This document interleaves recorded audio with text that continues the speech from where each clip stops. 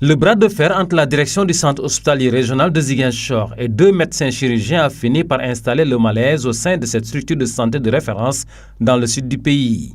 Une situation qui a fait réagir la sous-section CNTS et certaines organisations de consommateurs qui, face à la presse, ont pris fait et cause pour la direction. C'est un problème récurrent depuis l'ancien directeur Diamé Bob, avec qui ils ont toujours eu des difficultés et que le gouverneur Dien avait tenté de concilier. Cette fois-ci, ce qui nous oppose, c'est un refus d'obtempérer, un blocage du fonctionnement de la structure à travers une de nos sœurs qui a quitté le Djouloulou, le fin fond du Djouloulou, qui s'est tapé 100 km pour venir à Ziguinchor pour subir une césarienne et que ça a correspondu avec le voyage des gynécologues sur Dakar.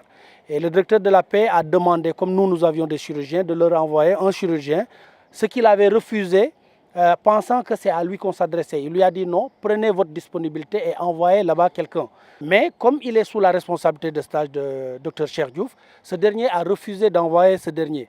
Donc vous voyez, bon, il y a eu toujours les cas d'insubordination vis-à-vis de l'autorité au niveau de la structure. Donc finalement, le directeur, voyant qu'il ne pouvait pas travailler avec ce dernier, a purement et simplement mis à la disposition de l'université, Cheikh, qui appartient aussi à l'université parce qu'il a une double fonction, c'est un hospitalo-universitaire.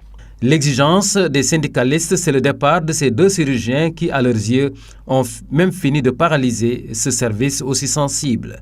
Ils s'étonnent d'ailleurs du silence coupable du ministre de la Santé.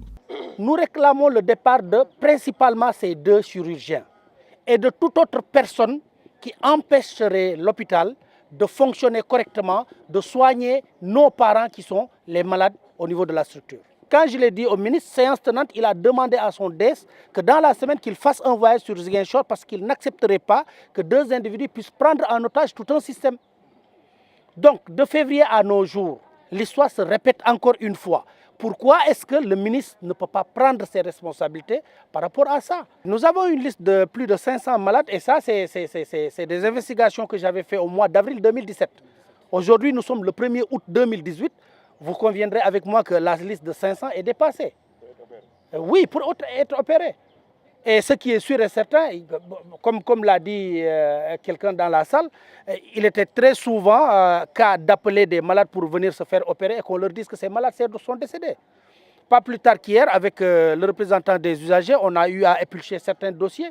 Le cas ne serait-ce que de quelqu'un qui a eu sa VPA et qui était apte à être opéré depuis 2016.